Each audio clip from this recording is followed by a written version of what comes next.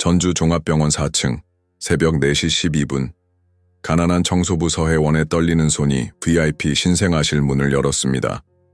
그녀의 가슴은 저주로 아프게 부풀어 올랐지만 그녀의 아기는 이미 죽었다고 했습니다. 그런데 왜 그녀는 성화그룹 후계자의 신생아 딸에게 몰래 젖을 물리고 있을까요?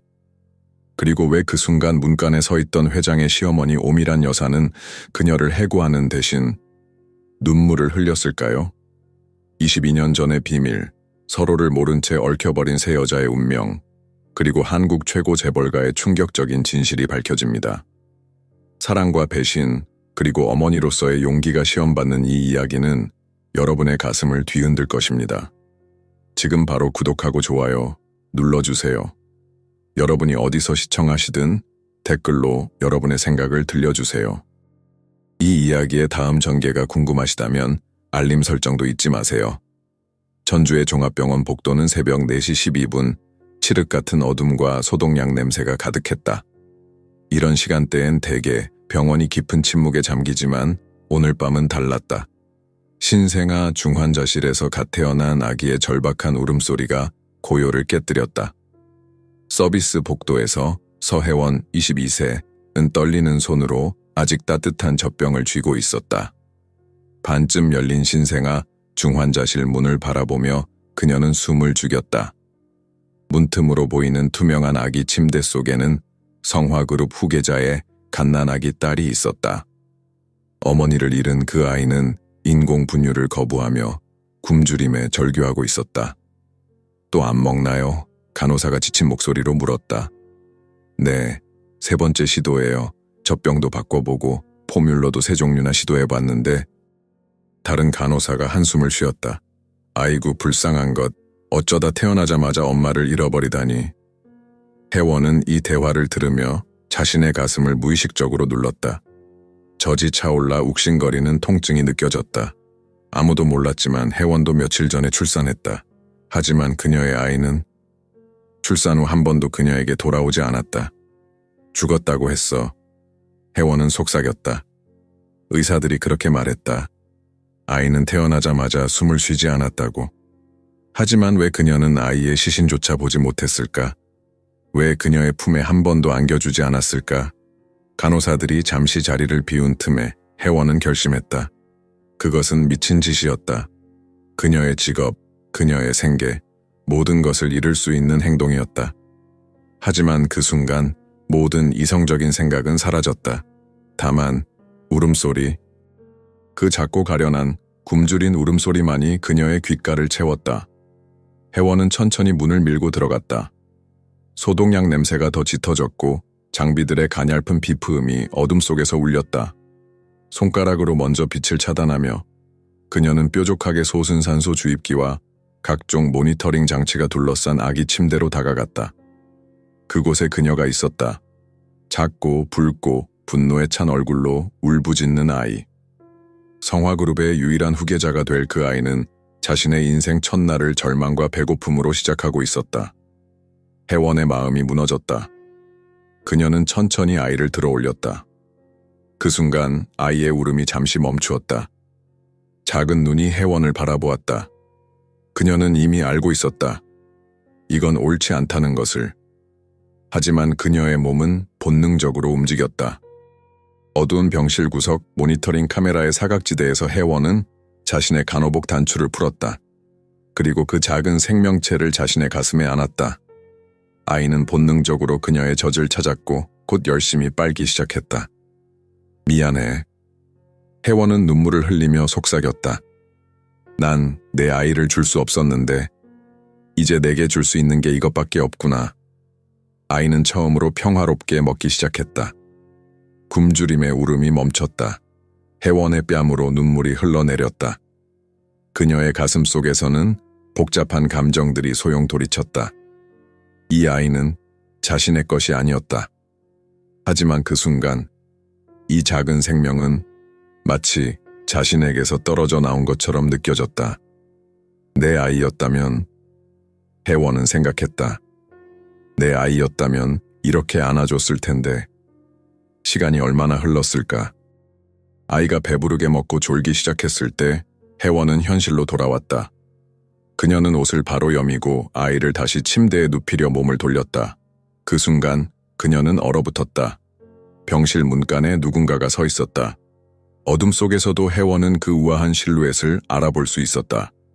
그것은 성화그룹 회장의 시어머니 오미란 여사였다. 그녀는 움직이지 않았다. 소리를 지르지도 않았다.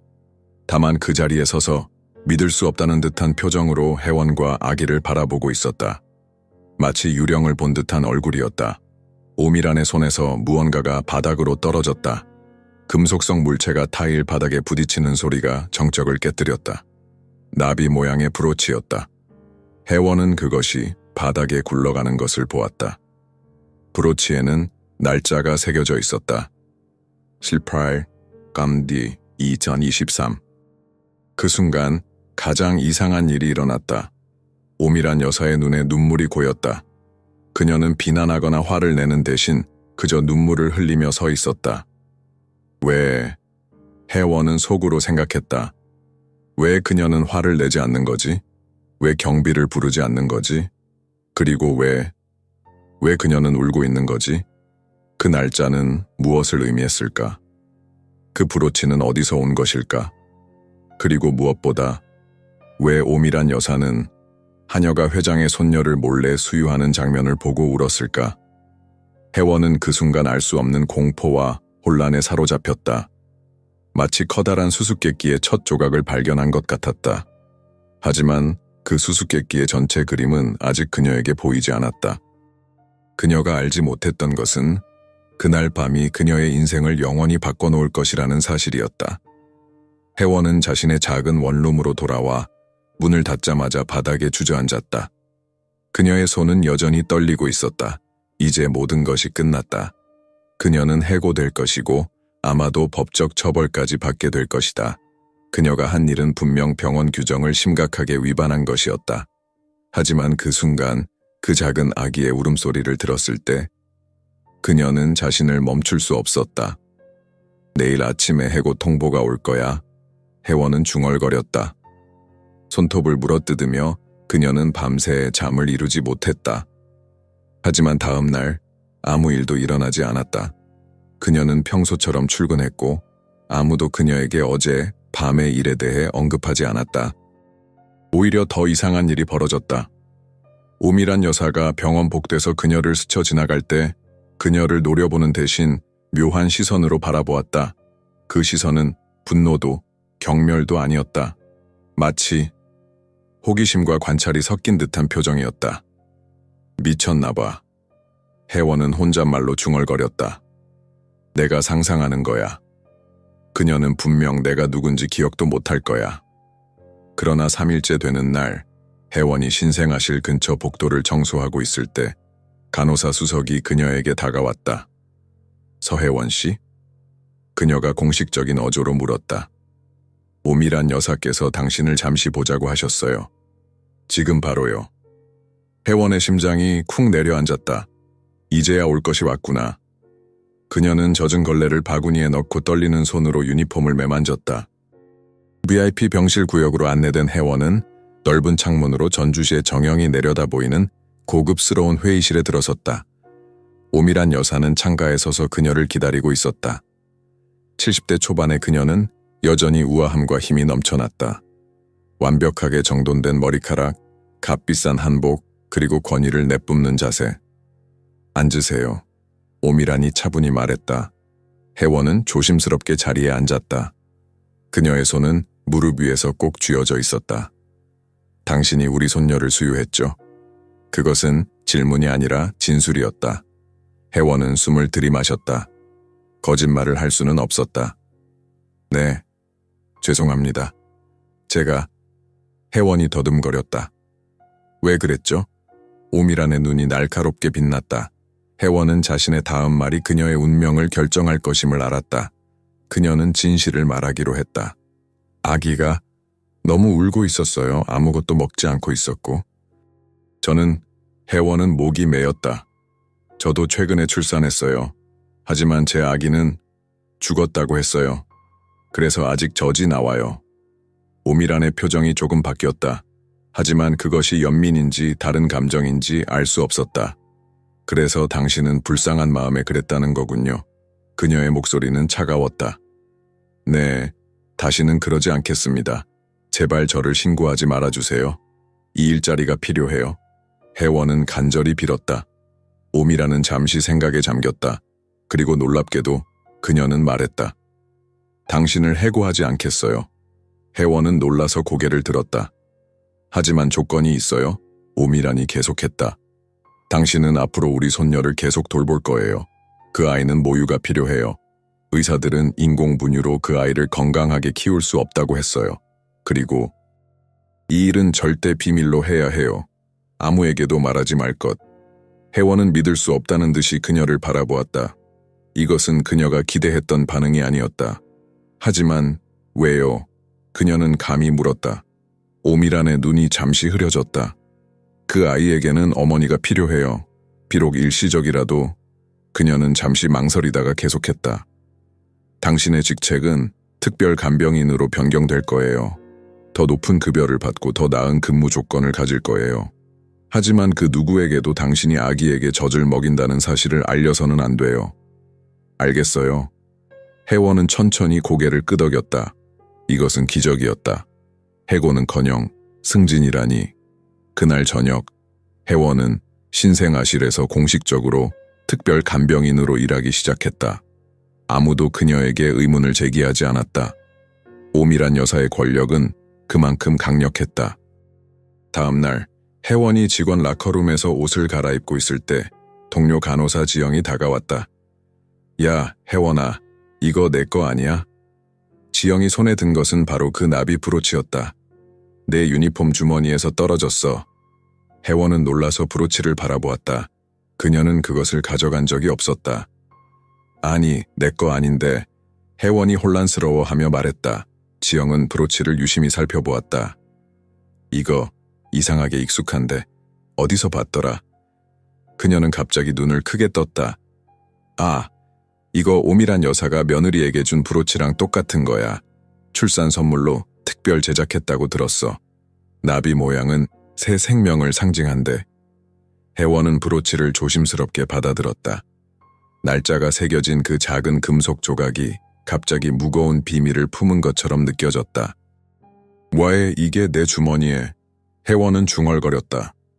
그날 밤, 혜원은 또다시 악몽을 꾸었다. 그녀의 출산 당시의 기억이 조각조각 떠올랐다. 갑작스러운 진통으로 급히 병원에 실려왔던 그날 밤, 그녀는 의식이 흐릿했지만 이상한 장면들이 기억났다. 의사들의 긴급한 속삭임, 혈액형이 일치합니다. 완벽한 타이밍이에요. 기회는 이번뿐입니다. 그리고 아이가 태어난 직후, 그녀는 아기의 울음소리를 분명히 들었다. 하지만 의사는 그녀에게 아이가 사산되었다고 말했다. 왜? 그리고 왜 그들은 그녀에게 아이의 시신조차 보여주지 않았을까? 죽은 게 아니었어. 혜원은 식은땀을 흘리며 악몽에서 깨어났다. 내 아이는 살아있었어. 그러나 그것은 너무 끔찍한 생각이었다. 설마 병원이, 그것도 성화그룹이 소유한 대형 병원이 그녀의 아이를 빼앗았다고? 그건 말도 안 되는 일이었다. 하지만 다음 날, 혜원이 신생아실에서 아기를 돌보고 있을 때 그녀는 작은 아이의 어깨에 있는 작은 점을 발견했다. 그것은 딸기 모양의 작은 점이었다. 혜원은 숨을 멈췄다. 그녀 자신의 어깨에도 정확히 같은 모양, 같은 위치에 같은 점이 있었다. 그녀의 심장이 빠르게 뛰기 시작했다. 이것은 우연일까? 아니면... 바로 그때 문이 열리고 오미란 여사가 들어왔다. 그녀는 혜원이 아기의 어깨를 바라보고 있는 것을 보았다. 두 여인의 눈이 마주쳤다. 혜원의 눈에는 질문이 가득했고 오미란의 눈에는 무언가 알 수 없는 슬픔이 깃들어 있었다. 그 점은 혜원이 떨리는 목소리로 물었다. 오미란은 단호하게 말을 잘랐다. 우리 가족의 특징이에요. 대대로 내려오는 유전적 특징이죠. 하지만 혜원은 자신의 어깨에 있는 똑같은 점을 떠올렸다. 그리고 갑자기 모든 것이 의심스러워졌다. 왜 오미란 여사는 그녀가 아기를 수유하는 것을 봤을 때 분노하지 않았을까? 왜 그녀는 혜원에게 특별한 대우를 해주고 있을까? 그리고 무엇보다 왜 그 브로치가 그녀의 주머니에 있었을까? 이 모든 질문들이 혜원의 마음속에서 소용돌이쳤다. 그녀는 자신이 큰 수수께끼의 한가운데 있다는 느낌을 지울 수 없었다. 그리고 그 수수께끼의 답이 무엇이든 그것은 그녀의 인생을 영원히 바꿔놓을 것이었다. 전주의 가을은 아름다웠다. 병원 정원에 단풍이 물들기 시작했고 아침 공기는 점점 더 차가워졌다. 혜원은 이제 매일 아침 신생아실로 향하는 발걸음이 가벼워졌다.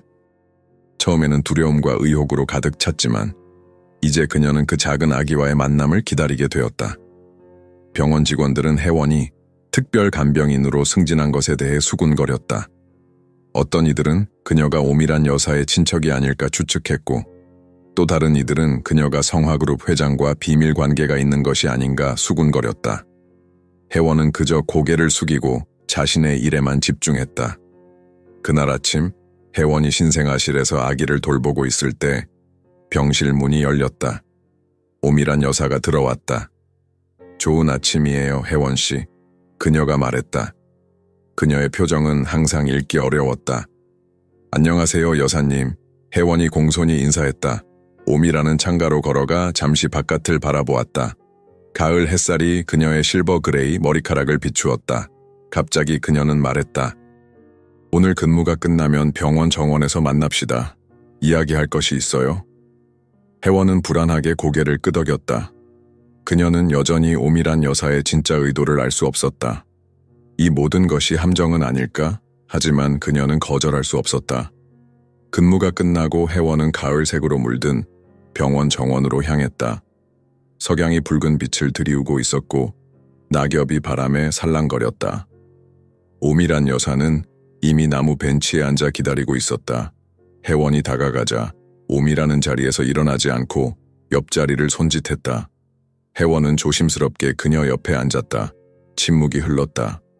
먼 곳에서 앰뷸런스 사이렌 소리가 들렸다가 사라졌다. 결국 오미란이 입을 열었다. 왜 우리 손녀를 수유했지요? 이번에는 그녀의 목소리에 날카로움이 없었다. 진심으로 알고 싶어 하는 듯했다. 혜원은 깊은 숨을 들이마셨다. 그녀는 이 질문에 어떻게 대답해야 할지 여러 번 생각해 보았다. 혜원이 시작했다. 제가 그랬던 건 저도 제 아이를 잃었기 때문이에요. 아직도 젖이 나오는데 그 아기가 너무 울고 있었어요. 저는 단지 잠시나마 다시 제 팔에 아이를 안고 싶었어요. 그녀의 목소리가 갈라졌다. 이 말은 거짓이 아니었다. 물론 전부는 아니었지만 그녀는 자신의 의심에 대해서는 말하지 않았다. 자신의 아이가 살아있을지도 모른다는 공포스러운 생각에 대해서는 오미란의 눈에 무언가가 비쳤다. 이해, 연민, 아니면 죄책감. 당신의 아이가 언제 태어났지요? 오미란이 물었다. 2달 전이요. 혜원이 대답했다. 8월 15일이었어요. 오미란은 눈을 감았다. 우리 손녀도 그날 태어났어요. 혜원의 심장이 뛰었다. 같은 날, 어떻게 그런 우연이, 아이가 어떻게, 오미란이 조심스럽게 물었다. 혜원은 자신의 손을 내려다 보았다. 의사들이 사산이라고 했어요. 하지만 그녀는 망설였다. 저는 아이가 태어났을 때 울음소리를 들었어요. 분명해요. 하지만 그들은 제게 아이가 죽었다고 했어요. 제게 시신도 보여주지 않았어요. 오미란의 얼굴이 창백해졌다. 그녀는 떨리는 손으로 혜원의 손을 잡았다. 이것은 혜원이 전혀 예상하지 못한 행동이었다. 혜원 씨, 오미란이 말했다. 우리 손녀는 특별한 아이예요. 그녀는 태어날 때 심각한 건강 문제가 있었어요. 의사들은 그녀가 오래 살지 못할 거라고 했어요. 하지만 당신이 그녀를 돌보기 시작한 후로 그녀는 점점 더 강해지고 있어요. 혜원은 혼란스러웠다. 제가 특별한 일을 한 건 아니에요. 저는 그저... 아니요, 오미란이 단호하게 말했다. 당신은 그 아이에게 생명을 불어넣고 있어요. 당신의 모유는 그 아이에게 필요한 것 같아요. 혜원은 망설였다. 그녀는 자신의 의심을 털어놓아야 할까? 하지만 그것은 너무 위험한 생각이었다. 만약 그녀가 틀렸다면, 만약 그녀가 성화그룹의 가장 강력한 인물을 모욕한다면, 그때 오미란이 놀라운 제안을 했다. 저는 당신과 비공식적인 계약을 맺고 싶어요. 당신은 계속해서 우리 손녀를 돌볼 수 있어요. 그 아이가 필요할 때마다 수유를 해주세요. 하지만 이 일에 대해서는 절대적인 침묵을 지켜주세요. 혜원은 놀라서 고개를 들었다. 그 대신 오미란이 계속했다. 당신은 병원에서 더 나은 직책으로 옮겨질 거예요. 신생아실에 대한 전체 접근 권한을 가질 거고요. 더 높은 급여와 더 나은 근무 환경을 제공해 드리겠어요. 이것은 꿈 같은 제안이었다. 하지만 혜원은 여전히 의문이 있었다. 왜 오미란 여사는 이렇게까지 하는 걸까? 왜 저인가요? 혜원이 감히 물었다. 오미란의 눈에 다시 그 이상한 슬픔이 깃들었다. 당신은 특별해요. 그 아이에게 필요한 사람이에요. 그들의 대화가 끝나갈 무렵 멀리서 누군가가 혜원의 이름을 불렀다. 혜원아, 혜원은 돌아보았다. 젊은 의사가 그녀를 향해 걸어오고 있었다. 그의 얼굴을 보자마자 혜원은 그를 알아보았다. 진태우, 그녀의 어린 시절 고아원 친구였다. 그는 이제 의사가 되어 이 병원에서 레지던트로 일하고 있었다. 태우야. 혜원이 반가워하며 일어섰다. 태우는 혜원에게 다가왔다가 오미란 여사를 발견하고 갑자기 멈춰섰다. 그는 공손하게 인사했다. 죄송합니다, 여사님. 제가 방해를 했군요.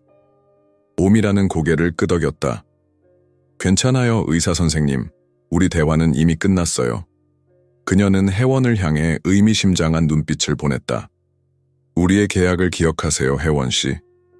오미란은 우아하게 자리를 떠났다. 혜원과 태우는 벤치에 함께 앉았다. 어떻게 여기서 일하게 된 거야?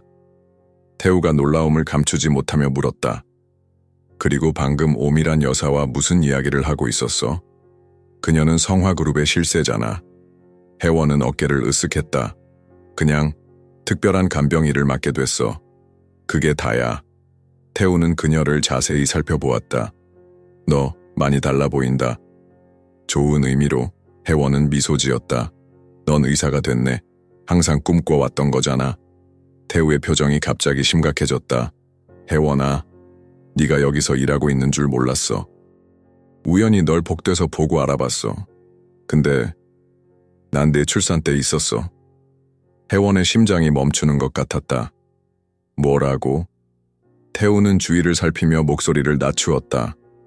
내가 그날 밤 응급실 당직이었어. 네가 들어왔을 때 뭔가 이상했어. 어떻게 이상했는데? 혜원의 목소리가 떨렸다. 태우는 고개를 저었다. 난 상세한 과정을 볼 수 없었어. 하지만 내가 서류 작업을 하고 있을 때 출산 직후 아기의 울음소리를 분명히 들었어. 그런데 얼마 후 의사들이 사산이라고 기록했어. 혜원은 숨을 쉴 수 없을 것 같았다. 그럼 내 아이는? 태우는 그녀의 손을 꽉 잡았다. 난 확실히 말할 수 없어. 그러나 뭔가 잘못됐어, 혜원아. 그리고 난 입을 다물라는 명령을 받았어. 병원장 직속으로. 혜원의 머릿속에서 생각들이 소용돌이쳤다. 그녀의 아이가 살아있다면? 그리고 만약 그렇다면 그 아이는 지금 어디에 있을까? 태우는 조심스럽게 계속했다. 난 더 알아보려고 했어. 하지만 이 병원에서는 성화그룹의 일에 끼어드는 것이 위험해. 특히 네가 오미란 여사와 가까워 보이는 지금은. 혜원은 고개를 들어 태우를 바라보았다. 그의 눈에는 진실된 걱정이 담겨 있었다. 태우야. 그녀는 결심한 듯 말했다. 나 좀 도와줄래? 진실을 찾아야 해. 태우는 잠시 망설이다가 고개를 끄덕였다. 조심해야 해. 하지만 그래, 도와줄게. 두 사람은 해질녘의 정원에 앉아 있었다. 그들 앞에는 위험한 진실을 향한 길이 놓여 있었다. 그리고 그 길의 끝에는 무엇이 기다리고 있을지 아무도 알 수 없었다. 가을비가 전주의 거리를 적시는 밤이었다. 병원 지하 의무기록실에서 태우와 혜원은 옛 기록들을 살펴보고 있었다. 형광등 불빛 아래 그들은 혜원의 출산 기록을 찾아내려 애쓰고 있었다. 이상해. 태우가 컴퓨터 화면을 응시하며 중얼거렸다. 내 기록이 거의 다 삭제되었어. 기본 정보만 남아있고 상세 출산 기록은 모두 사라졌어. 혜원은 불안하게 주위를 둘러보았다. 늦은 밤이었지만 그들은 여전히 위험을 감수하고 있었다. 이게 가능한 일이야? 의료 기록을 그냥 삭제한다고? 태우는 깊은 한숨을 내쉬었다. 정상적인 상황에서는 불가능해. 하지만 이곳은 성화그룹이 소유한 병원이야. 그들은 원하는 건 뭐든 할 수 있어. 그는 계속해서 키보드를 두드렸다. 잠깐만, 여기 뭔가 있어. 8월 15일에 내 기록과 함께 등록된 또 다른 환자 기록이 있어. 회원은 화면을 들여다보았다. 누구야? 김소희, 태우가 읽었다. 31세, 응급제왕절개. 아, 이 사람은? 누구? 회원이 초조하게 물었다. 태우의 표정이 굳어졌다. 성화그룹 회장의 부인이야. 오미란 여사의 며느리. 회원의 심장이 빠르게 뛰기 시작했다. 그녀도 같은 날 출산했다고? 태우는 계속해서 파일을 살펴보았다. 그래, 하지만 상황이 심각했던 것 같아. 여기 기록에 따르면 그녀는 중증 자간전증으로 응급제왕절개를 받았어. 그리고 아기는 심각한 골수 이상이 있었대. 골수 이상? 회원이 되물었다. 그래, 태우의 목소리가 낮아졌다. 골수 이식이 필요했던 것 같아. 즉시. 회원은 진실이 서서히 모습을 드러내는 것을 느꼈다. 두려운 생각이 그녀의 마음을 채웠다. 그럼 내 아이는? 태우는 그녀의 생각을 읽은 듯했다. 아직 확실한 건 아니야. 하지만 정황이 의심스러워. 고위층 산모가 위급한 상태로 들어왔고 아기는 생존을 위해 골수 이식이 필요했어. 그리고 같은 날, 같은 시간에 건강한 아기를 출산할 산모가 있었지. 회원은 손으로 입을 가렸다. 그들이 내 아이를 빼앗아갔다는 거야. 그 아이의 골수를 위해서? 태우는 신중하게 말했다. 아직 확신할 수는 없어. 하지만 병원에서는 성화그룹을 위해 이런 일이 조용히 처리되도록 했을 가능성이 있어. 회원의 눈에 눈물이 고였다. 그녀는 자신이 지금까지 돌봐왔던 아기를 생각했다. 그 작은 어깨의 딸기 모양점, 그녀 자신의 것과 똑같은. 그러면 내가 돌보고 있는 그 아기는? 태우는 조심스럽게 말했다. 가능성이 있어. 하지만 확실히 하려면 DNA 검사가 필요해. 갑자기 복도에서 발자국 소리가 들렸다. 그들은 서둘러 컴퓨터를 끄고 숨었다. 경비원이 지나간 후 태우는 회원에게 속삭였다. 여기서 더 깊이 파고들면 위험해. 다른 방법을 찾아야 해. 이틀 후 태우는 병원 지하 보관실에서 회원을 만났다. 그의 손에는 오래된 VHS 테이프가 들려 있었다. 이게 뭐야? 회원이 물었다. 네, 이름이 적힌 테이프를 찾았어. 태우가 조용히 말했다. 8월 15일, 내 출산 날짜야. CCTV 녹화본인 것 같아. 회원의 눈이 커졌다. 어떻게 찾은 거야? 태우는 미소 지었다. 난 의사이기 전에 이 병원의 IT 지원팀에서 일했어. 오래된 녹화본들이 어디에 보관되는지 알아. 그들은 비어있는 회의실로 향했다. 태우는 조심스럽게 문을 잠그고 오래된 VHS 플레이어에 테이프를 넣었다. 화면에 먼저 나타난 것은 회원이 응급실로 실려 들어오는 장면이었다. 그녀는 진통 중이었고 의료진들이 서둘러 그녀를 분만실로 이동시키고 있었다. 그러나 갑자기 화면이 흐려지더니 정전이 된 것처럼 변했다. 몇 분 후 화면이 다시 나타났을 때 회원은 이미 수술대에 누워 있었고 의사들이 그녀 주위에 서 있었다. 소리가 없어. 회원이 실망스럽게 말했다. 그래도 뭔가 볼 수 있을지도 몰라. 태우가 대답했다. 그들은 화면을 계속 지켜보았다. 출산 장면은 보이지 않았지만 의사가 아기를 들어 올리는 모습이 잠시 포착되었다. 그 아기는 분명히 살아있었고 울고 있는 것처럼 보였다. 그리고 그 순간 놀라운 일이 일어났다. 문이 열리고 또 다른 의료팀이 들어왔다. 그들은 무언가를 급하게 논의하는 것처럼 보였다. 그리고 그들 중 한 명이 회원의 아기를 가져갔다. 봐, 회원이 외쳤다. 그들이 내 아기를 가져갔어. 그러나 그 직후 화면은 다시 흐려지더니 완전히 검게 변했다. 나머지 녹화본은 지워진 것처럼 보였다. 누군가 의도적으로 녹화본을 조작했어. 태우가 심각하게 말했다. 회원은 믿을 수 없다는 듯이 화면을 바라보았다. 이건 범죄야. 그들은 내 아이를 훔쳤어. 태우는 조심스럽게 테이프를 꺼냈다. 이 증거만으로는 충분하지 않아.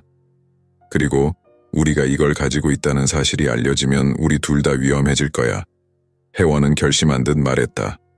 난 진실을 알아야 해. 그리고 만약 그 아기가 정말 내 딸이라면 난 그 아이를 되찾을 거야. 그날 밤 혜원은 늦게까지 신생아실에 남아 아기를 돌보았다. 그녀는 이제 그 아이를 새로운 눈으로 바라보았다. 단순한 환자가 아니라 자신의 피와 살을 나눈 존재로. 그녀는 조용히 자장가를 불러주었다. 오래전 고아원에서 배운 노래였다. 그녀가 노래를 부르는 동안 아기는 평화롭게 그녀의 품에서 잠들었다. 그때 혜원은 문 옆에 서 있는 그림자를 발견했다. 오미란 여사였다. 그녀는 혜원이 노래를 부르는 것을 듣고 있었다. 그리고 놀랍게도 그녀의 눈에는 눈물이 고여 있었다. 오미라는 혜원이 자신을 발견했다는 것을 알아차리고 재빨리 눈물을 닦았다. 하지만 그녀가 돌아서기 전 혜원은 그녀가 중얼거리는 것을 들었다. 그 목소리, 난 전에 들어본 적이 있어. 이 말은 혜원을 혼란스럽게 했다. 그녀는 오미란 여사를 출산 전에는 만난 적이 없었다. 그런데 어떻게 그녀가 혜원의 목소리를 알아볼 수 있을까? 다음 날 아침, 태우는 혜원에게 충격적인 소식을 전했다. 병원장이 날 불러서 경고했어. 그가 긴장된 목소리로 말했다. 녹화본을 찾았다는 것을 알아낸 것 같아. 그는 내게 직접적으로 말하진 않았지만 병원의 비밀을 파헤치는 것은 위험하다고 경고했어. 어떻게 알아냈을까? 혜원이 놀라서 물었다. 태우는 고개를 저었다. 모르겠어. 하지만 그는 나에게 어떤 생명은 더 중요한 것을 보호하기 위해 희생될 필요가 있다고 말했어. 그 말이 무슨 뜻인지 너무 명확해. 혜원은 공포를 느꼈다. 그들은 이미 감시당하고 있었다. 하지만 그녀는 포기할 수 없었다. 그녀의 아이, 그녀의 딸이 걸려 있었다. 우리는 계속해야 해. 혜원이 단호하게 말했다. 하지만 더 조심해야 해. 그리고 확실한 증거가 필요해. 태우는 잠시 생각에 잠겼다. 그리고 그는 위험한 제안을 했다. DNA 검사를 해야 해. 내 DNA와 아기의 DNA를 비교하는 거야. 그게 유일한 확실한 방법이야. 혜원은 그 위험성을 알았다. 하지만 그녀에게는 선택의 여지가 없었다. 그녀는 진실을 알아야 했다. 그리고 만약 그 아기가 정말 그녀의 딸이라면 그녀는 어떤 대가를 치르더라도 그 아이를 되찾을 것이다. 어떻게 하면 돼? 혜원이 물었다. 태우는 조용히 대답했다. 내가 샘플을 채취해서 외부 연구소로 보낼 수 있어. 하지만 시간이 좀 걸릴 거야. 그리고 들키면 괜찮아. 혜원이 그의 말을 잘랐다. 난 이미 너무 많은 것을 잃었어. 이제 더 이상 잃을 것이 없어. 그러나 그녀가 알지 못했던 것은 그녀가 곧 모든 것을 걸고 싸워야 할 전쟁이 시작되고 있다는 사실이었다. 그리고 그 전쟁의 중심에는 한 작은 아기와 그녀의 운명을 결정지을 세 여인이 있었다. 가을이 깊어가는 어느 토요일 오후, 혜원은 버스에 몸을 실었다. 그녀가 향한 곳은 전주 외곽에 위치한 천사의 집 고아원이었다. 그곳은 그녀가 태어나서부터 18살까지 자란 곳이었다. 창밖으로 흘러가는 가을 풍경을 바라보며 혜원은 자신의 어린 시절을 떠올렸다. 버스가 산길을 오르내릴 때마다 그녀의 마음도 함께 출렁거렸다. 그녀는 자신의 뿌리를 찾아 떠나는 여정이었다. 지난 몇 주간의 충격적인 발견들이 그녀를 이곳으로 이끌었다. 그녀의 출산, 사라진 아기, 그리고 이상하게 행동하는 오미란 여사. 모든 것이 연결되어 있을지도 모른다는 생각이 그녀를 사로잡았다. 버스가 고아원 근처 정류장에 도착했다. 혜원은 낡은 가방을 어깨에 메고 내렸다. 익숙한 흙길을 따라 걸으며 그녀는 자신의 첫 기억들을 떠올렸다. 이곳에서의 생활은 결코 쉽지 않았지만 그곳의 원장인 김수녀님의 따뜻한 보살핌 덕분에 참을 만했다. 고아원 정문에 도착하자 혜원은 잠시 멈춰서서 낡은 간판을 바라보았다. 천사의 집이라는 글씨 아래에는 작은 천사 그림이 그려져 있었다. 그 그림은 세월의 흔적으로 바래져 있었지만 여전히 그곳을 상징했다. 정문을 들어서자 놀이터에서 놀고 있는 아이들의 웃음소리가 그녀를 반겼다. 몇몇 아이들이 그녀를 호기심 어린 눈으로 바라보았다. 혜원은 미소를 지으며 본관으로 향했다. 누구세요? 현관에서 젊은 직원이 물었다. 안녕하세요. 저는 서혜원이라고 합니다. 예전에 이곳에서 자랐어요. 김수녀님을 뵙고 싶은데 계실까요? 직원의 표정이 밝아졌다. 아, 혜원 언니. 수녀님이 자주 언니 얘기를 하셨어요. 여전히 계세요. 들어오세요. 혜원은 익숙한 복도를 따라 걸었다. 벽에는 여전히 아이들의 그림들이 가득했다. 마지막으로 이곳을 떠난 지 4년이 지났지만 모든 것이 그대로인 것 같았다. 김수녀님의 사무실 문을 조심스럽게 두드렸다. 들어오세요. 부드러운 목소리가 들렸다. 문을 열자 혜원은 창가에 앉아있는 노수녀의 모습을 보았다. 그녀의 얼굴에는 더 많은 주름이 생겼지만 여전히 그 따뜻한 미소를 간직하고 있었다. 수녀님, 혜원이 감정에 복받쳐 불렀다. 김수녀님은 고개를 들어 그녀를 바라보았다. 그녀의 눈이 커졌다. 혜원아, 정말 너구나. 그녀는 서둘러 일어나 혜원을 껴안았다. 그 포옹에는 수년간의 그리움이 담겨 있었다. 이렇게 커서 다시 보니 정말 반갑구나. 앉아라 앉아. 차 한잔 할래? 혜원은 고개를 끄덕이며 익숙한 소파에 앉았다. 김수녀님은 따뜻한 녹차를 2잔 준비했다. 어떻게 지내고 있니? 수녀님이 물었다. 혜원은 미소 지었다.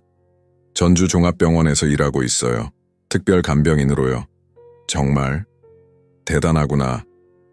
넌 항상 돌봄의 재능이 있었지. 혜원은 잠시 망설이다가 본론으로 들어갔다. 수녀님, 제 과거에 대해 알고 싶어서 왔어요. 제가 어떻게 이곳에 오게 되었는지요. 김수녀님의 표정이 조금 굳어졌다. 무슨 일이 있니? 혜원은 깊은 숨을 들이마셨다. 최근에 제 출산 과정에서 이상한 일들이 있었어요. 그리고 그것이 제 과거와 연결되어 있을지도 모른다고 생각해요. 김수녀님은 찻잔을 내려놓고 진지한 표정으로 말했다. 네가 이곳에 온 것은 생후 3일 때였단다. 아주 작고 약한 아기였지. 이름도 없이 왔어. 내가 혜원이라고 이름을 지어줬지. 누가 절 데려왔나요? 혜원이 떨리는 목소리로 물었다. 중년 여성이었어. 아주 우아하고 부유해 보이는 분이셨지. 하지만 이름은 밝히지 않았어. 그저 널 잘 돌봐달라고, 그리고 네가 행복하게 자랄 수 있도록 해달라고 부탁하셨어. 혜원의 심장이 빠르게 뛰기 시작했다. 그 여성, 혹시 지금 생각해보면 오미란 여사 같은 분이었나요? 성화그룹 회장의 어머니요. 김수녀님의 눈이 커졌다. 오미란 여사라고? 그 유명한... 그녀는 잠시 생각에 잠겼다. 글쎄, 가능성이 있을 수도 있겠구나. 그 여성은 분명 높은 지위에 있는 분 같았어. 하지만 그때는 내가 그녀가 누군지 알지 못했단다. 혜원은 조심스럽게 다음 질문을 했다. 혹시 그 여성이 제게 남긴 것이 있나요? 어떤 물건이라도요. 김수녀님은 갑자기 무언가를 기억해낸 듯 했다. 그래, 있었지. 나비 모양의 브로치였어. 아주 특별해 보이는 것이었단다. 네가 이곳에 왔을 때 내 담요에 핀으로 고정되어 있었어. 혜원의 손이 떨렸다. 그 브로치는 지금 어디에 있나요? 네가 18살 때 줬잖니. 내 소유였으니까. 기억 안 나니? 혜원은 혼란스러웠다. 그녀는 그런 브로치를 받은 기억이 없었다. 하지만 그때 그녀는 대학 입학과 취업 준비로 정신이 없었다. 어쩌면 잊어버렸을 수도 있다. 수녀님, 혹시 그 여성이 다시 왔던 적이 있나요? 저를 보러요? 김수녀님은 고개를 저었다. 아니, 한 번도 오지 않았어. 하지만 그녀는 망설였다. 하지만요? 그녀는 22년 전 네가 태어난 해에 큰 기부를 했단다. 새 침대와 이불, 장난감들을, 그리고 매년 익명으로 기부금을 보내왔어. 특히 내 생일에 맞춰서. 혜원은 숨을 깊게 들이마셨다. 이것은 단순한 우연이 아니었다. 그 침대 혹시 아직도 있나요? 김수녀님은 고개를 끄덕였다. 물론이지. 지하 창고에 보관되어 있을 거야. 오래되어서 더 이상 사용하지 않지만 너무 좋은 물건이라 버리지 못했단다. 그들은 함께 지하 창고로 향했다. 먼지 쌓인 물건들 사이에서 김수녀님은 오래된 원목 침대를 찾아냈다. 그것은 분명 값비싼 물건이었다. 수작업으로 조각된 나비 무늬가 헤드보드에 새겨져 있었다. 이거였어. 김수녀님이 말했다. 혜원은 천천히 침대에 다가갔다. 그리고 그녀는 헤드보드 뒤쪽에 작은 금속판이 붙어 있는 것을 발견했다. 손가락으로 먼지를 닦아내자 그곳에는 날짜가 새겨져 있었다. 10라이 공권의 센피언남. 그리고 그 아래에는 작은 글씨로 새겨진 문구가 있었다. 내 딸에게 언젠가 다시 만날 수 있기를. 혜원은 그 자리에서 무릎이 꺾였다. 김수녀님이 재빨리 그녀를 부축했다. 혜원아, 괜찮니? 혜원의 눈에서는 눈물이 흘러내렸다. 수녀님, 이 날짜는 제 생일이에요. 그리고 제가 병원에서 본 브로치에도 같은 날짜가 새겨져 있었어요. 다만 연도만 달랐죠. 2023년으로요. 김수녀님의 얼굴이 창백해졌다. 그럼 오미란 여사가... 혜원은 마침내 충격적인 진실을 깨달았다. 그녀는 제 어머니예요. 그녀가 저를 이곳에 데려왔고, 그리고 지금 그녀는 자신도 모르게 제 딸을 돌보고 있는 거예요. 그 순간 혜원의 휴대폰이 울렸다. 태우였다. 혜원아, DNA 결과가 나왔어. 그의 목소리는 긴장으로 가득 차 있었다. 네가 옳았어. 그 아기는 내 딸이야. 99.9% 일치해. 혜원은 전화기를 꽉 쥐었다. 그녀의 세계가 흔들리는 것 같았다. 세 세대의 여성들이 모두 연결되어 있었다. 오미라는 혜원의 생모였고 혜원은 그 작은 아기의 엄마였다. 그리고 그들 모두는 서로를 모른 채 얽혀 있었다. 혜원아, 들리니? 태우의 목소리가 전화기에서 들렸다. 이건 위험한 정보야. 우리가 이걸 알고 있다는 걸 그들이 알게 되면... 혜원은 깊은 숨을 들이마셨다. 알아. 하지만 이제 돌이킬 수 없어. 난 내 딸을 되찾을 거야. 무슨 일이 있어도. 그녀는 김수녀님을 바라보았다. 노수녀의 눈에는 이해와 지지의 빛이 담겨 있었다. 가야 해요, 수녀님. 감사합니다. 모든 것을 알려주셔서. 김수녀님은 혜원의 손을 꼭 잡았다. 조심하렴, 내 아이. 그리고 기억해. 넌 항상 이곳에 가족이 있단다. 혜원은 고아원을 떠나 다시 버스에 올랐다.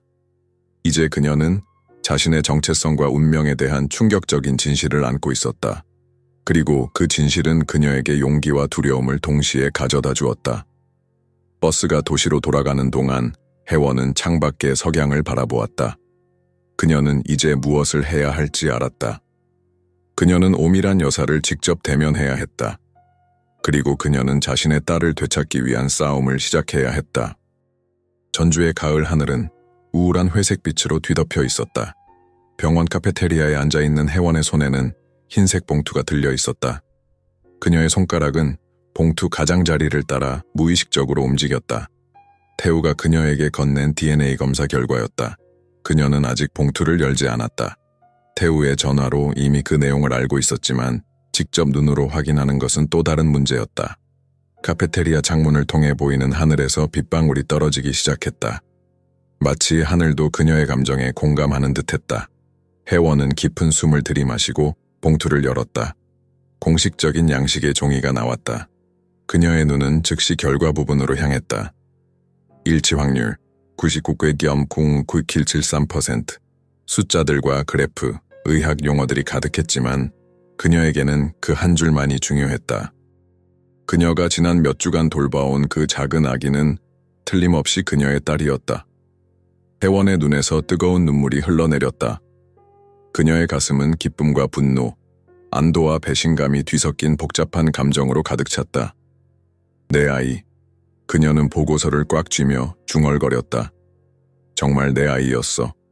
그녀의 딸은 살아있었다. 그것도 그녀가 매일 돌보고 있던 바로 그 아이였다. 의사들이 거짓말을 했다. 병원이 거짓말을 했다. 그리고 오미란 여사는 그녀는 알고 있었을까? 그녀도 이 모든 계획의 일부였을까? 혜원은 보고서를 가방에 넣고 병원 복도를 빠르게 걸었다. 그녀의 마음은 이제 결단으로 가득 차 있었다. 그녀는 신생아실로 향했다. 평소와 같이 근무하는 척하면서 그녀는 자신의 딸을 찾아 마지막으로 살펴보아야 했다. 신생아실에 들어서자 간호사들이 평소처럼 그녀를 반겼다. 그들은 아무것도 모르고 있었다. 혜원은 억지로 미소를 지으며 VIP실로 향했다. 그곳에서 그녀는 작은 유리 침대에 누워있는 아기를 발견했다. 안녕, 우리 딸. 혜원은 마음속으로 속삭였다. 아기는 마치 엄마의 존재를 느끼기라도 한 듯 눈을 떴다. 까만 눈동자가 혜원을 응시했다. 그 작은 눈에는 세상의 모든 순수함이 담겨 있었다. 혜원은 아기를 조심스럽게 안아 올렸다. 이제 그녀는 이 작은 생명이 자신의 일부라는 것을 확실히 알았다. 그녀 어깨의 딸기 모양점, 그녀의 곱슬거리는 머리카락, 그녀의 작은 손가락 모양까지 모두 혜원을 닮아 있었다. 내가 널 찾았어. 혜원은 눈물을 참으며 속삭였다. 이제 다시는 널 잃지 않을 거야. 그때 갑작스럽게 문이 열렸다. 혜원은 깜짝 놀라 뒤를 돌아보았다. 오미란 여사가 서 있었다. 그녀의 표정은 평소와는 달리 불안해 보였다. 혜원 씨, 그녀가 말했다. 잠시 이야기할 수 있을까요? 혜원은 천천히 아기를 다시 침대에 눕혔다. 그녀의 손이 떨렸지만 그녀는 최대한 평정을 유지하려고 노력했다. 네, 물론이죠.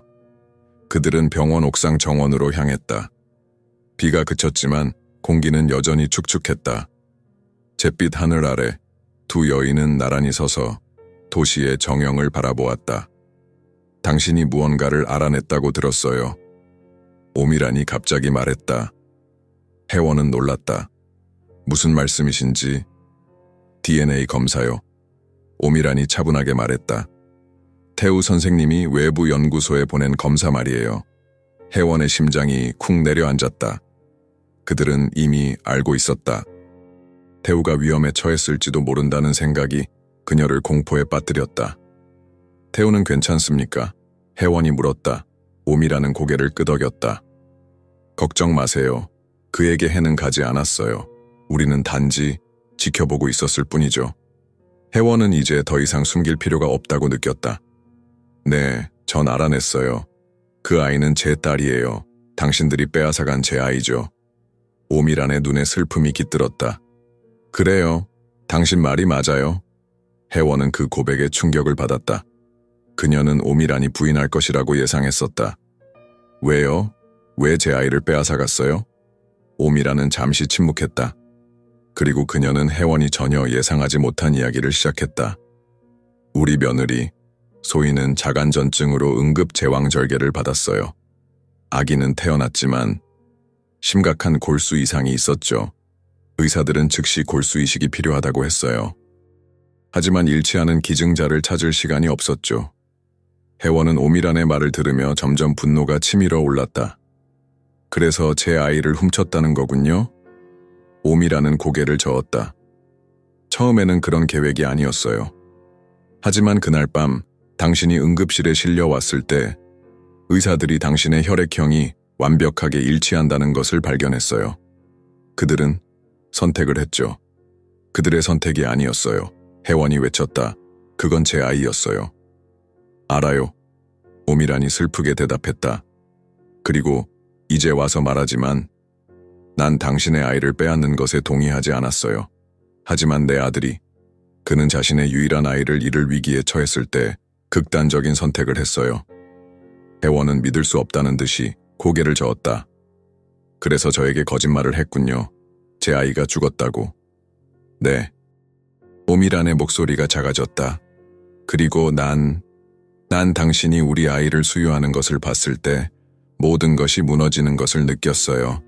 당신이 아이의 진짜 엄마라는 것을 즉시 알았어요. 어떻게요? 혜원이 물었다. 오미란은 한숨을 내쉬었다. 아이의 어깨에 있는 점 때문이에요. 딸기 모양의 그 점. 그것은 우리 가족의 특징이 아니에요. 그건 당신의 특징이었어요. 그리고 나는 그것을 알아봤죠. 혜원은 갑자기 깨달았다. 그래서 당신이 저를 해고하지 않았던 거군요. 당신은 이미 알고 계셨어요. 오미라는 고개를 끄덕였다. 그래요.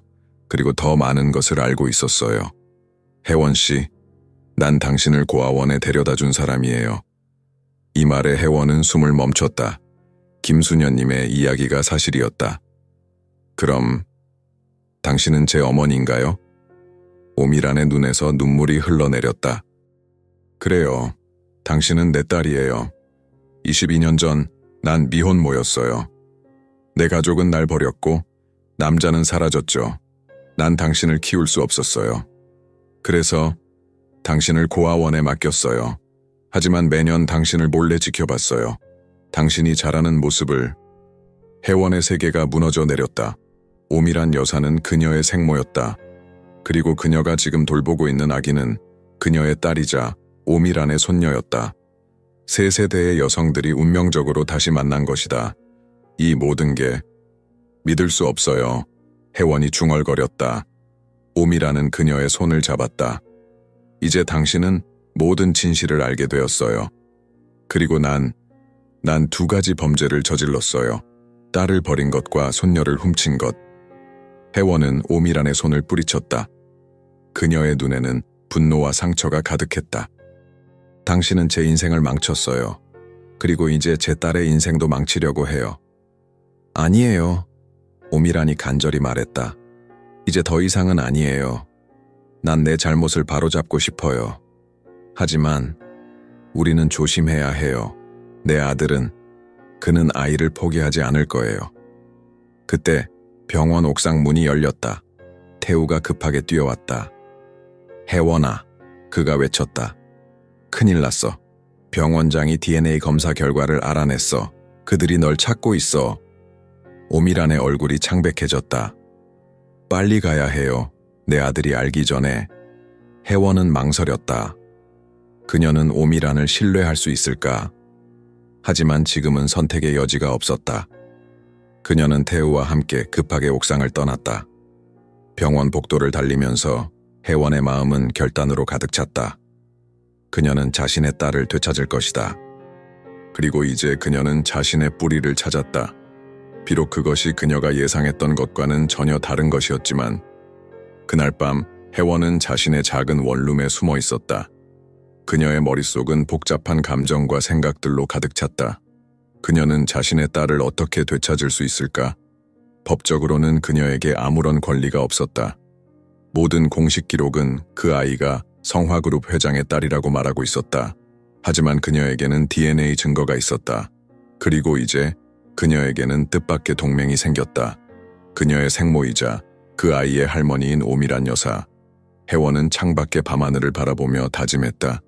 내 딸을 되찾을 거야. 무슨 일이 있어도. 다음 날 아침 전주의 하늘은 맑고 푸르렀다. 그러나 혜원의 마음속에는 폭풍이 몰아치고 있었다. 그녀는 병원 근처 작은 카페에 앉아 태우를 기다리고 있었다. 그들은 앞으로의 계획을 논의하기로 했다. 카페 창문으로 들어오는 가을 햇살이 테이블 위에 따스한 빛을 드리웠다. 혜원은 떨리는 손으로 커피잔을 감싸쥐었다. 그녀는 어젯밤 내내 잠을 이루지 못했다. 오미란 여사와의 대화, 그리고 그녀가 자신의 생모라는 충격적인 사실이 계속해서 그녀의 머릿속을 맴돌았다. 혜원아. 태우가 카페에 들어서며 그녀를 불렀다. 그의 얼굴은 지쳐 보였지만 눈빛만은 결연했다. 혜원은 고개를 들어 그를 바라보았다. 태우야, 괜찮아? 어젯밤 병원에서 무슨 일 있었어? 태우는 한숨을 내쉬며 그녀 앞에 앉았다. 상황이 복잡해졌어. 병원 측에서 나에게 경고했어. 내 의사 면허가 위험할 수 있대. 혜원의 얼굴이 굳어졌다. 미안해, 태우야. 내가 널 이런 상황에 끌어들이다니. 태우는 손을 들어 그녀의 말을 막았다. 괜찮아. 난 이미 결정했어. 네 편에 설 거야. 의사로서, 그리고 친구로서. 혜원은 고마움에 눈물이 글썽겼다. 고마워. 그래서 태우가 목소리를 낮추어 말했다. 앞으로 어떻게 할 거야? 혜원은 깊은 숨을 들이마셨다. 성화그룹에서 내게 제안을 해왔어. 태우의 눈이 커졌다. 무슨 제안? 돈이야. 혜원이 쓴웃음을 지으며 말했다. 엄청난 금액을 제안했어. 내가 모든 것을 잊고 떠나는 조건으로. 얼마나? 10억 원. 혜원이 말했다. 내 평생 벌 수 없는 금액이지. 태우는 충격에 말을 잇지 못했다. 혜원은 계속했다. 하지만 난 거절했어. 이건 돈의 문제가 아니야. 내 딸이야. 태우는 걱정스러운 표정으로 그녀를 바라보았다. 하지만 혜원아, 그들은 강력해. 성화그룹은 한국에서 가장 큰 기업 중 하나야. 그들은 무슨 짓이든 할 수 있어. 혜원은 결연한 표정으로 말했다. 알아. 하지만 나도 가만히 있지 않을 거야. 나에게도 무기가 있어. 그녀는 가방에서 서류 봉투를 꺼냈다. DNA 검사 결과와 병원 기록 사본, VHS 테이프에 스틸 이미지들이 들어있었다. 이것들로 충분할까? 태우가 의문스럽게 물었다. 혜원은 고개를 저었다. 아마도 부족할 거야. 하지만 오미란 여사가 그녀가 내 편이 되어줄 수도 있어. 태우는 놀란 표정을 감추지 못했다. 내 생모가 그녀를 신뢰할 수 있어? 혜원은 창밖을 바라보며 잠시 생각에 잠겼다. 확실하진 않아. 하지만 그녀의 눈에서 진심을 봤어. 그리고 그녀는 내 딸의 할머니야. 어쩌면. 그때 혜원의 휴대폰이 울렸다. 번호 표시가 없는 전화였다. 여보세요? 혜원이 조심스럽게 전화를 받았다. 혜원 씨, 오미란의 목소리였다. 지금 어디 계신가요? 혜원은 태우와 눈을 마주쳤다. 카페에 있어요. 병원 근처요. 좋아요. 그곳에 계세요. 제가 지금 갈게요. 중요한 이야기가 있어요. 전화가 끊겼다. 혜원은 불안한 표정으로 태우에게 상황을 설명했다. 20분 후 오미란 여사가 카페에 도착했다. 그녀는 평소의 화려한 옷차림 대신 단순한 검은색 정장을 입고 있었다. 선글라스를 벗으며 그녀는 혜원과 태우의 테이블로 다가왔다. 안녕하세요. 그녀가 조용히 인사했다. 그녀의 목소리에는 피로가 묻어났다. 혜원은 고개를 끄덕였다. 앉으세요. 오미라는 그들 앞에 앉았다. 그녀는 잠시 주위를 살핀 후 낮은 목소리로 말했다. 병원에서 당신에게 제안을 했다고 들었어요. 혜원은 놀랐다. 어떻게 아셨어요? 오미라는 쓴웃음을 지었다. 내 아들이 직접 지시한 거예요. 그는 딸을 잃고 싶지 않아 해요. 그 아이는 제 딸이에요. 혜원이 단호하게 말했다. 당신도 그걸 알고 있잖아요. 오미라는 깊은 한숨을 내쉬었다. 알아요. 하지만 내 아들은 그는 강력한 사람이에요. 그는 자신이 원하는 것을 얻기 위해 무슨 일이든 할 거예요. 태우가 불안하게 물었다. 그럼 어떻게 해야 할까요? 오미라는 잠시 침묵했다. 그리고 그녀는 혜원의 눈을 똑바로 바라보며 말했다.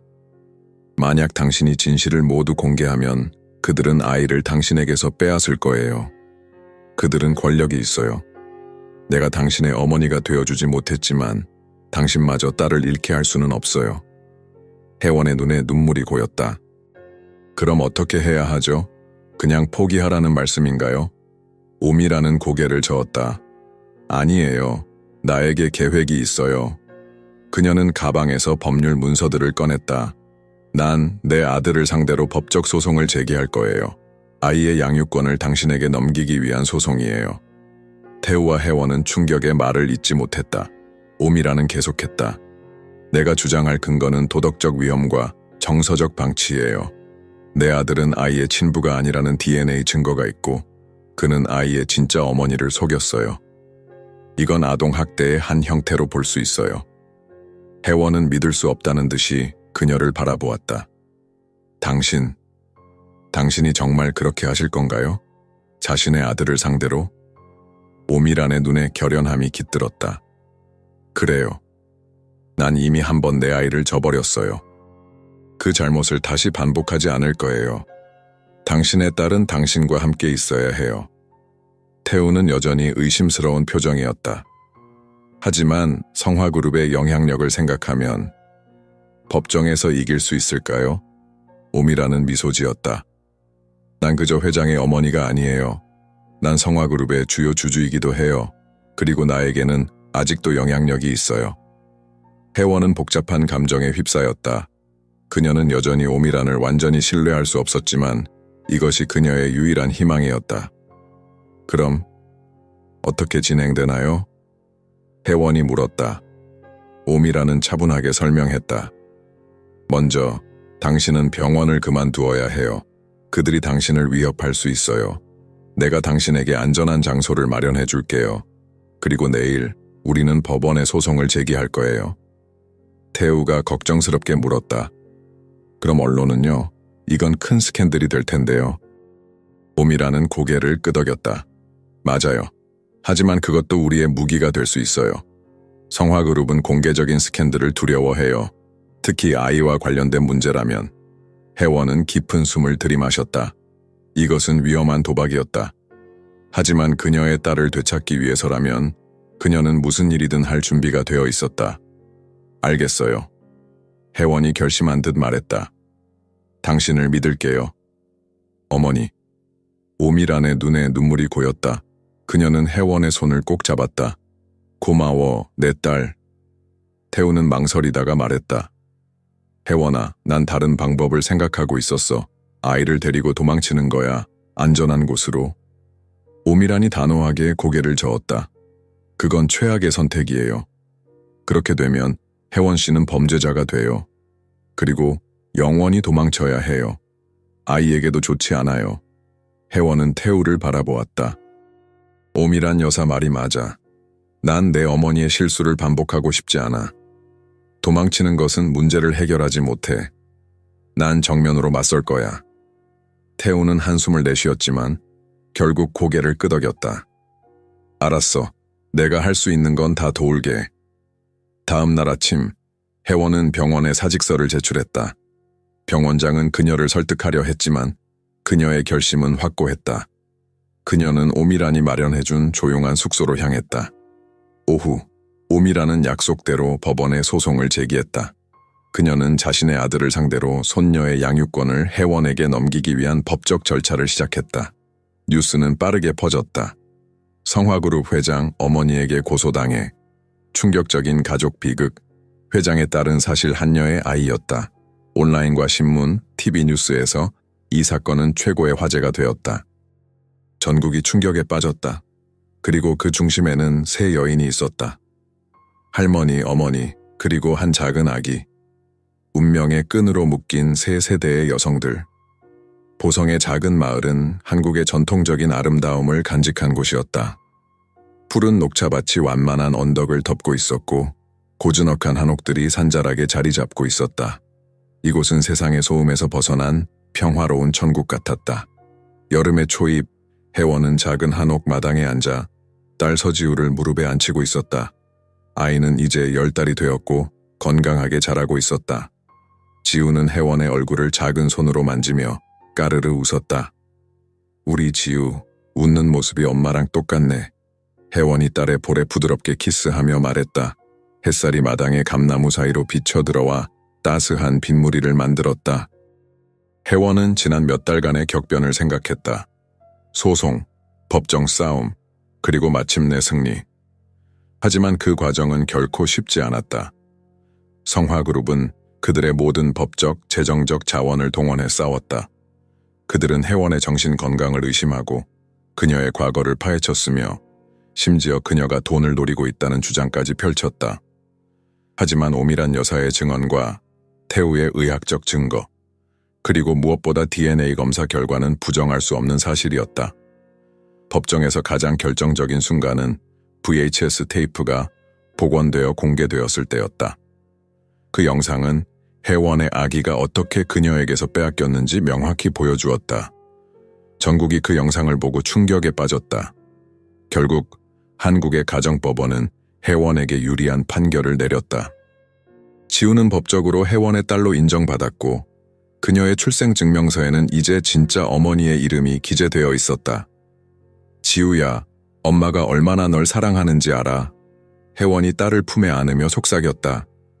마을 입구에서 차 한 대가 천천히 다가오는 소리가 들렸다. 혜원은 고개를 들어 바라보았다. 검은색 고급 세단이었다. 그녀는 즉시 알아보았다. 오미란 여사였다. 차가 멈추고 오미란이 내렸다. 그녀는 예전보다 더 나이 들어 보였지만 여전히 우아함을 유지하고 있었다. 그녀의 손에는 작은 선물 상자가 들려 있었다. 어머니, 혜원이 부드럽게 인사했다. 그녀는 아직도 이 호칭에 익숙하지 않았지만 시간이 지날수록 자연스러워졌다. 오미라는 미소 지었다. 혜원아, 지우는 어떠니? 아주 잘 지내요. 이제 거의 걷기 시작했어요. 오미라는 조심스럽게 다가와 지우의 작은 머리를 쓰다듬었다. 아이는 호기심 어린 눈으로 그녀를 바라보았다. 그들 사이에는 이상한 연결고리가 있는 것 같았다. 할머니와 손녀, 선물을 가져왔어. 오미란이 상자를 내밀었다. 혜원이 상자를 열자 안에는 작은 나비 모양 브로치가 있었다. 그것은 혜원이 아기였을 때 가지고 있던 것과 똑같은 디자인이었다. 이제 지우의 것이에요. 오미란이 말했다. 우리 가족의 세 세대를 연결하는 상징이죠. 혜원의 눈에 눈물이 고였다. 그녀는 오미란을 바라보았다. 이 여인은 한때 그녀를 버렸지만 이제는 그녀의 가장 강력한 지지자가 되었다. 인생은 참 이상한 여정이었다. 어머니, 우리 집에서 차라도 한잔 하시겠어요? 오미라는 미소 지으며 고개를 저었다. 오늘은 괜찮아. 난 그저 잠시 너희를 보러 온 거야. 항상 그랬듯이. 혜원은 그녀가 무슨 말을 하는지 이해했다. 법정 싸움이 끝난 후 오미라는 혜원과 지우를 위해 이 작은 한옥을 마련해 주었다. 그녀는 그들이 평화롭게 살 수 있도록 모든 것을 준비했지만 그들의 일상에 깊이 간섭하지는 않았다. 그녀는 종종 멀리서 그들을 지켜보기만 했다. 마치 그녀가 22년 전 혜원을 지켜보았던 것처럼. 당신 아들은 어떠세요? 혜원이 조심스럽게 물었다. 오미란의 표정이 잠시 어두워졌다. 그는 아직도 화가 많이 났어. 하지만 시간이 지나면 나아질 거야. 그는 결국 이해하게 될 거야. 성화그룹 회장은 법정 패배 후 공개적으로 모습을 보이지 않았다. 회사는 위기에 처했고 주가는 폭락했다. 하지만 오미란의 영향력 덕분에 그룹은 서서히 안정을 찾아가고 있었다. 그리고 태우 선생님은 어떠니? 오미란이 물었다. 혜원은 미소 지었다. 그는 서울의 대학병원에서 일하게 됐어요. 그의 용기가 인정받은 거죠. 가끔 우리를 방문해요. 태우는 혜원의 편에 서서 증언했던 것 때문에 전주병원에서 일을 계속할 수 없었다. 하지만 그의 정직함과 의학적 윤리의식은 다른 기관들에게 인정받았다. 혜원아, 오미란이 진지한 목소리로 말했다. 넌 후회하지 않니? 이 모든 것을 성화그룹의 일원이 될 수 있었을 텐데 너와 지우 모두. 혜원은 딸을 바라보며 미소 지었다. 전혀요. 저는 그저 지우와 함께 평범하게 살고 싶어요. 그녀가 사랑받고 행복한 아이로 자라길 바랄 뿐이에요. 오미라는 고개를 끄덕였다. 그녀의 눈에는 자랑스러움이 깃들어 있었다. 넌 나보다 훨씬 용감하구나. 내가 하지 못했던 선택을 했으니. 혜원은 오미란의 손을 잡았다. 어머니, 우린 이제 과거를 뒤로하고 앞으로 나아가야 해요. 지우를 위해서요. 오미라는 눈물을 참으며 고개를 끄덕였다. 그래, 내 말이 맞아. 그녀는 지우에게 마지막으로 키스를 하고 천천히 자리에서 일어났다. 다음 주에 다시 올게. 혜원은 오미란이 차에 타고 떠나는 모습을 바라보았다. 그녀는 복잡한 감정을 느꼈다. 분노와 상처, 이해와 용서, 그리고 무엇보다 희망. 그녀의 인생은 예상치 못한 방향으로 흘러갔지만 지금 이 순간 그녀는 평화를 느꼈다. 밤이 되자 혜원은 지우를 재우기 위해 자장가를 불렀다. 그것은 그녀가 고아원에서 배웠던 노래였다. 그녀는 딸의 작은 얼굴을 바라보며 노래를 이어갔다. 지우의 눈이 점점 감기기 시작했다. 우리 딸, 혜원이 속삭였다. 네가 자라면 엄마가 모든 것을 이야기해 줄게. 그리고 넌 알게 될 거야. 네가 태어나기도 전에 넌 이미 엄마에게 전부였다는 것을. 아이가 깊은 잠에 빠지자 혜원은 방을 나와 마당으로 나갔다. 밤하늘에는 수많은 별들이 빛나고 있었다. 그녀는 하늘을 올려다보며 깊은 숨을 들이마셨다. 그녀의 여정은 험난했지만 이제 그녀는 자신의 딸과 함께 새로운 시작을 할 수 있었다. 그리고 어쩌면 시간이 지나면 그녀는 자신의 어머니와도 진정한 관계를 맺을 수 있을지도 모른다. 혜원은 마음속으로 다짐했다. 그녀는 절대로 자신의 딸을 포기하지 않을 것이다. 어떤 어려움이 와도 그녀는 항상 지우의 곁에 있을 것이다. 그것이 진정한 어머니의 사랑이었다. 별빛 아래 혜원은 평화로운 미소를 지었다. 그녀의 마음속에는 이제 희망과 사랑만이 가득했다. 그녀는 마침내 자신의 장소를 찾았다. 그녀의 딸 곁에, 그리고 어쩌면 그녀의 어머니와 함께. 화면이 어두워지고 마지막 문구가 나타났다. 어머니의 사랑은 피로 측정되지 않는다. 그것은 침묵 속에서도 계속해서 사랑할 수 있는 용기로 측정된다. 우리는 종종 가장 어려운 선택 앞에서 진정한 자신을 발견합니다. 서혜원이 그랬던 것처럼 말이죠. 당신이라면 어땠을까요? 억만장자의 돈과 권력 또는 진실과 정의 사이에서 무엇을 선택했을까요? 때로는 세상의 모든 부와 명예보다 더 값진 것이 있습니다. 바로 우리 아이의 눈을 바라볼 수 있는 권리, 그리고 진실된 마음으로 너는 내 전부야 라고 말할 수 있는 용기입니다. 이 이야기는 우리에게 가르쳐줍니다. 어머니의 사랑은 혈연만으로 정의되지 않으며 용서와 화해의 길은 결코 쉽지 않지만 가능하다는 것을. 오미란 여사가 22년 만에 자신의 잘못을 바로잡기 위해 모든 것을 걸었던 것처럼 우리도 언젠가는 과거의 실수를 마주하고 더 나은 미래를 위한 용기를 내야 할 때가 올 것입니다. 당신은 그럴 준비가 되어 있나요?